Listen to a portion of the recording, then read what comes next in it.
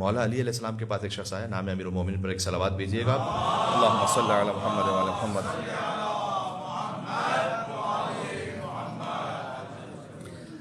مولا علی علیہ السلام کے پاس ایک شخص آیا، اس نے آ کے کہا کہ علی مجھے نصیحت کیجیے۔ مولا نے اس سے کہا نصیحت سے پہلے یہ 4 باتیں سنو، استمع واستفہم واستیقن۔ چوتھی بات میں کہتا ہوں، سب سے پہلے کا استمع، غور سے سنو، واستفہم، اس کے بعد اس کو سمجھو، پھر فرمایا واستیقن، جب سن کے سمجھ لو تو اس پر یقین رکھو۔ اچھا یہاں تک یقین تو کر لیا، اب کیا کرنا ہے؟ آگے کیا کرنا ہے؟ راسل جالود امام رضا علیہ السلام سے مناظرہ کر رہا ہے، امام کی بات کو سمجھ لیا اس نے، یقین ہو گیا ہے، اس نے کہا کہ میں سمجھ گیا ہوں کہ آپ مجھ سے زیادہ انجیل کو جانتے ہیں۔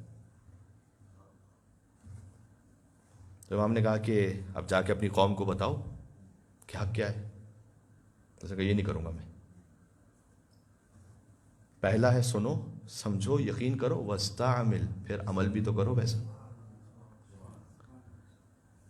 میں کربلا میں روز عاشور کے اس واقعے کو ایک جملے میں اگر آپ کے سامنے سمیٹ سکوں، عمر سعد میں اور ہور میں اس آخری مرحلے کا فرق ہے۔ عمر سعد نے امام حسین کی بات سنی ہے، امام حسین السلام کا اس سے مکالمہ موجود ہے، کہتا ہے کہ میں آپ کی حرمت کو جانتا ہوں، سمجھا، یقین کیا، عمل نہیں کیا۔ ہور نے سنا، سمجھا، یقین کیا، عمل بھی کر لیا۔ ایک لعنت اللہ علیہ بن گیا، ایک السلام علیکم یا اولیاء اللہ و احباء، السلام علیکم یا اصفیاء اللہ و اوداع، السلام علیکم یا انصار دین اللہ، السلام علیکم یا انصار رسول اللہ، السلام علیکم یا انصار امیر المومنین، السلام علیکم یا انصار فاطمہ الزہرا سیدۃ النساء العالمین، صلوات بر محمد و آل محمد، اللہم صلی علی محمد و آل محمد۔ سبحان اللہ،